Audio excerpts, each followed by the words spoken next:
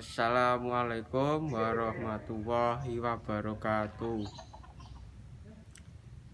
Perkenalkan, nama saya Fareja Adiansyah Saputra dengan NIM 2017-53013 dari Prodi Sistem Informasi Fakultas Teknik. Di sini saya akan menjelaskan tentang KKN saya.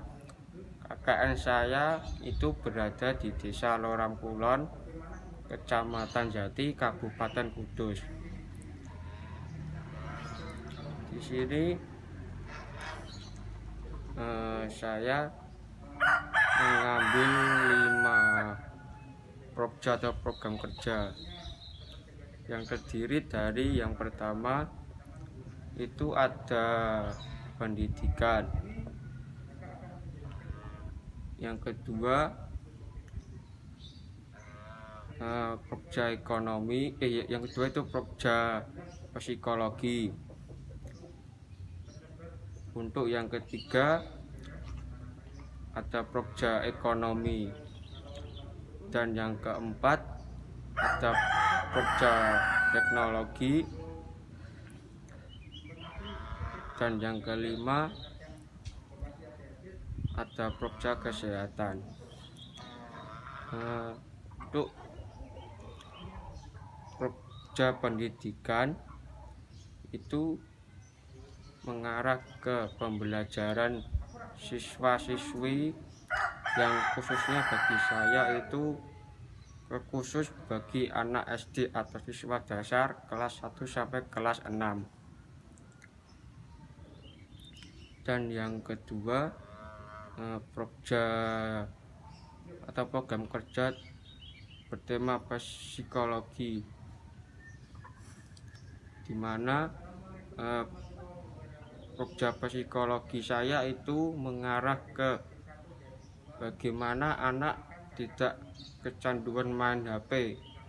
Dan seiring kita lihat banyak anak-anak di bawah umur sekitar masih SD SMP itu masih menggunakan HP atau sering bermain HP ketika waktu misal belajar atau ketika di sekolahan atau di mana.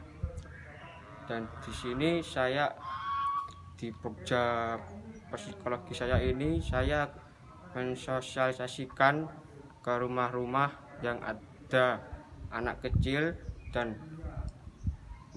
membimbing atau mengarahkan agar tidak cenderung bermain HP. Dan saya juga tidak kepada anak-anak, terutama saya mensosialisasikan kepada orang tua bagaimana anak-anaknya itu tidak cenderung main HP ketika di bawah umur. Bukan karena apa, karena itu bisa mengakibatkan anak malas belajar atau bisa mengakibatkan mata sakit dan seterusnya. Dan yang ketiga itu tentang proja ekonomi. Proja ekonomi saya itu mengarah ke tentang pelatihan pembudidayaan tanaman aquaponik. Jadi di sini saya menjelaskan tentang aquaponik, di mana sistem tanaman itu berupa kayak menanam tanaman, tapi itu bisa menghasilkan tanaman bagi masyarakat sendiri. Seiring berjalannya waktu, di sini aquaponik tersebut kemarin saya sangat bermanfaat bagi masyarakat di tengah pandemi ini. Dan yang keempat itu ada tentang teknologi, di mana teknologi tersebut saya arahkan kepada ibu-ibu PKK yang kebetulan waktu kemarin saya sudah berkoordinasi dengan ketua ibu PKK, Ibu Muslihin, dan saya menjelaskan tentang bagaimana cara menggunakan teknologi yang benar agar bisa digunakan dengan baik. Mengingat media sosial, terutama media sosial itu sering digunakan oleh orang-orang yang ketika tidak baik, semisal mengambil gambar yang tidak seronok atau apa tentang pornografi atau mengambil gambar-gambar dan video-video apa. Dan di situ kemarin pas di sela-sela acara PKK yang diadakan di desa saya, di desa Kulon itu kemarin, dan teman-teman saya itu mensosialisasikan bagaimana cara menggunakan teknologi dengan yang benar dan baik, terutama di media sosial. Dan yang kelima itu ada Pokja kesehatan. Pokja itu sendiri tentang kesehatan, saya mengarahkan bagaimana pembagian masker kepada warga di desa saya, yaitu di desa Rangkulon, dan menjelaskan bagaimana tentang menggunakan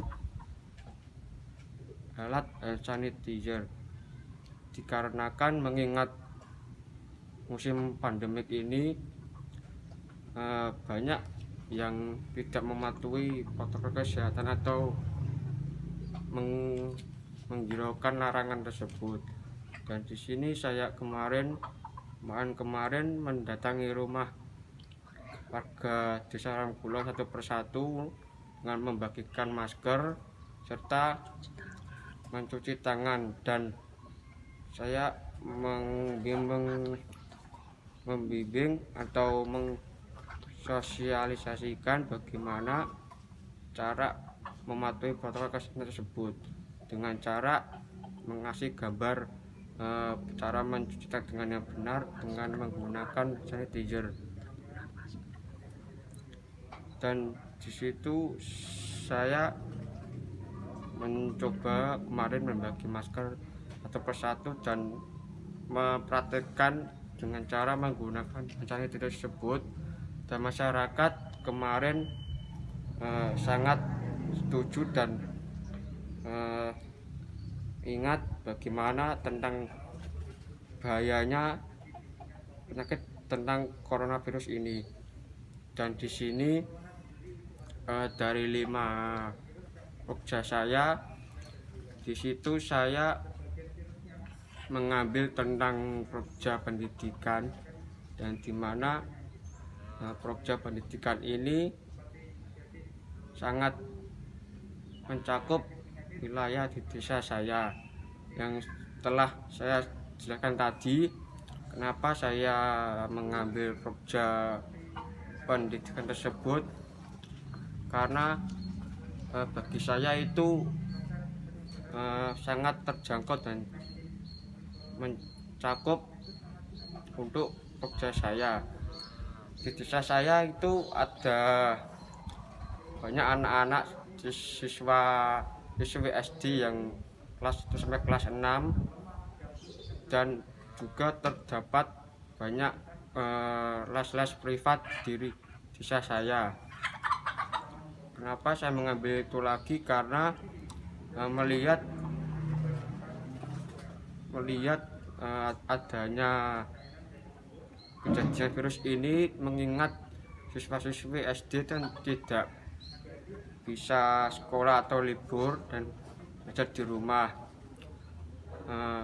Kalau misal di rumah kan siswa-siswi SD kan sering tidak belajar atau ya bermain atau apa, dan di sini saya ngambil itu supaya siswa-siswi SD tersebut masih bisa belajar dan masih tetap sekolah walaupun di rumah dengan belajar.